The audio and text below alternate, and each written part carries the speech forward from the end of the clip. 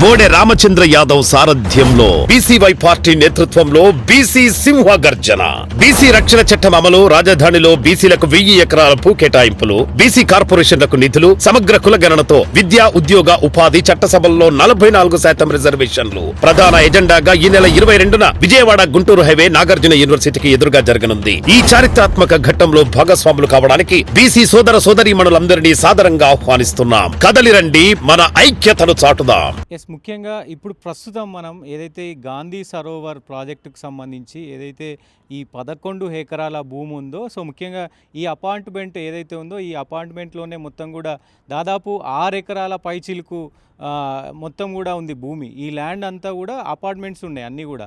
So దాదాపు చాలా వందల కుటుంబాలు, వేల కుటుంబాలు ఇక్కడ ఉంటున్నాయి. సో వీళ్ళందరూ కూడా ఈ మూసీకి సంబంధించిన ఏదైతే ఈ మూసీకి సంబంధించిన డెవలప్మెంట్ కావచ్చు, అలాగే గాంధీకి సంబంధించినటువంటి ఏదైతే గాంధీ సరోవర్ ప్రాజెక్ట్ ఉందో సో దానికి సంబంధించి బాపుగఢ్ అంటే దేశంలో ప్రపంచంలోనే అతిపెద్ద ప్రాజెక్ట్ అయినటువంటి ఇది. అలాగే గాంధీ విగ్రహం ఇక్కడ బాపుగఢ్ దగ్గర 150 నుంచి 300 మీటర్ల ఎత్తుకు పెట్టాలనేది మరి ప్రభుత్వం నిర్ణయించింది. దానికి సంబంధించి ఇప్పటికే ఈ ప్రాజెక్టులో భాగంగా A1 A2 దిశగా దీన్ని తీసుకున్నారు. మరి ముఖ్యంగా ఇక్కడ ఉన్నటువంటి మొత్తం ప్లేస్ కూడా దాదాపు 10 ఎకరాల నుంచి 15 ఎకరాలు కూడా ఇది మొత్తం కూడా మరి ఈ ప్రాజెక్టులో భాగంగా తీసుకుంటుంది ప్రభుత్వం. కానీ ఇక్కడ నిర్వాసితులు మాత్రం పెద్ద ఎత్తున ఆందోళన చేస్తూ ఉన్నారు. సో ఎందుకంటే చాలా కీలకమైనటువంటి ప్లేస్ ఇది. ముఖ్యంగా ఈ ఏరియాలో మొత్తం కూడా మరి పెద్ద ఎత్తున డెవలప్మెంట్ ఉంది. మొత్తం కూడా చాలా ప్రశాంతతమైనటువంటి ప్రదేశం ఉంటుంది. ఇక్కడ పక్కన చూస్తే ఏదైతే ఈ ప్రభుత్వం అడిగినటువంటి 100 ఎకరాల భూమి అంటే ఆర్మీకి సంబంధించినటువంటి 100 ఎకరాల భూమి కేంద్ర ప్రభుత్వాన్ని అడిగింది ఇక్కడ ప్రభుత్వం. సో ఈ పక్కనున్నటువంటి భూమి ఇది మొత్తం కూడా కేంద్ర ప్రభుత్వానికి సంబంధించినటువంటి ఆర్మీకి సంబంధించినటువంటి ల్యాండ్. సో ఈ ల్యాండ్ను కూడా అడిగిన పరిస్థితి ఉంది. రేవంత్ రెడ్డి నేరుగా వెళ్ళి అడిగిన పరిస్థితులు ఉన్నాయి. కానీ ఇప్పటికీ వాళ్ళు అక్కడ కేంద్రం నుంచి ఎలాంటి ప్రకటన అయితే రాలేదు. కానీ ఇప్పుడు ఇక్కడ ఉన్నటువంటి ఏదైతే ఈ 10 ఎకరాలు ఉందో ముందుగా ఈ 10 ఎకరాలను తీసుకోవాలి. ఈ 10 ఎకరాలను తీసుకొని ఇక్కడ ప్రాజెక్టుని ఫస్ట్ అయితే ముమ్మరం చేయాలి, ఈ ప్రాజెక్టును కంప్లీట్ చేయాలి అనేది ఒకవైపు పెద్ద ఎత్తున ఇప్పటికే నోటిఫికేషన్ వచ్చిర్రు. ఎందుకంటే భూసేకరణ కోసం నోటిఫికేషన్ జారీ చేశారు.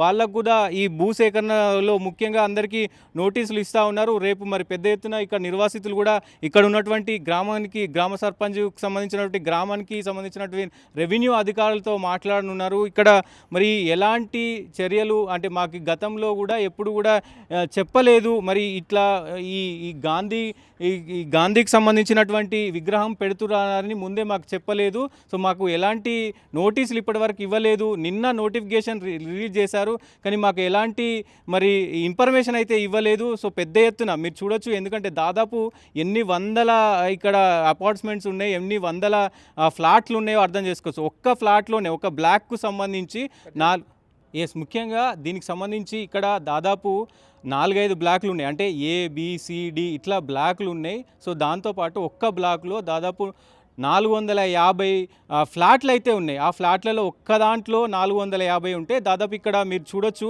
చాలా ఇక్కడ ఎక్కువగా ఉన్నాయి. అంటే పెద్ద ఎత్తున ఇక్కడ బ్లాక్లు మీకు కనబడతా ఉన్నాయి. ఈ పైన మీరు చూడొచ్చు పెద్ద ఎత్తున ఈ బ్లాక్లలో ఒక్కొక్క దాంట్లోనే దాదాపు ఇట్లా 4-5 బ్లాక్లు ఉన్నాయి. సో మరి అన్ని అపార్ట్మెంట్లలో ఎన్ని బ్లాక్లు ఉండొచ్చు, దీనికి సంబంధించి మెంబర్స్ ఉంటే సో మొత్తం అపార్ట్మెంట్లో దాదాపు 5,000 నుంచి దాదాపు మరి 10,000 వరకు కూడా జనాలు, పిల్లలు, వృద్ధులు, మొత్తంగా జాబ్ చేసే వాళ్ళు వీళ్ళందరూ కూడా ఉండే అవకాశం ఉంది.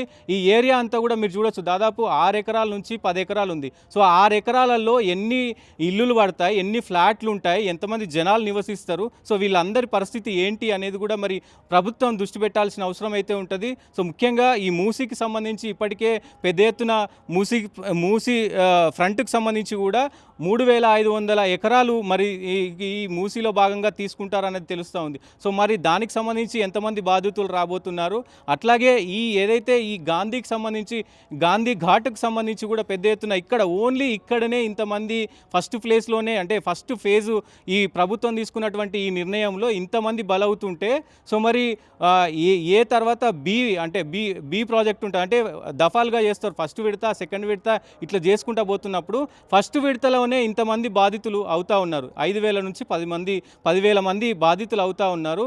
సో వీళ్ళందరూ కూడా మరి ఏమైపోవాలి అనేది కింద మనం ఇందాక చూసిన పరిస్థితులు కనబడతా ఉన్నాయి. వీళ్ళందరూ కూడా రోధిస్తున్న పరిస్థితులు కనబడతా ఉన్నాయి. సో మరి ప్రభుత్వం ఎట్లాంటి చర్యలు తీసుకుంటుంది, నిర్వాసితులకు ఎలాంటి మరి ఎలాంటి ఇది తీసుకొని, అంటే ముఖ్యంగా ప్రభుత్వం అంటే ఈ ప్రభుత్వం కాంగ్రెస్ ప్రభుత్వం ప్రజాప్రభుత్వం, ప్రజల కోసం పనిచేసే ప్రభుత్వం అని రేవంత్ రెడ్డి పదే పదే చెప్తున్నాడు. కానీ ప్రజలు ఇక్కడ ఏడుస్తున్న పరిస్థితి కనబడుతుంది. ముఖ్యంగా ఈ ఈ ఈ ప్రాజెక్టు గురించి కానీ, ఈ మూసీకి సంబంధించి కానీ, ఈ డెవలప్మెంట్లో ప్రజలు ఎక్కడ కూడా మేము అడ్డుకోము, కానీ మేము దాదాపు 15-20 సంవత్సరాల నుంచి ఇక్కడ నివసిస్తున్నాము, మాకు సొంత ఇల్లును వదిలిపెట్టి మేము బయటికి ఎక్కడికి పోవాలనేది ముందుగా వాళ్ళు చెప్తా ఉన్నారు. ముఖ్యంగా లక్షలు పెట్టి దాదాపు కొన్ని సంవత్సరాలు కష్టపడి కట్టుకున్నటువంటి ఇల్లు కోల్పోతుంటే మేము ఎట్లా ఉండము అంటూ కూడా వాళ్ళు రోధిస్తున్న పరిస్థితులు కనబడతా ఉన్నాయి.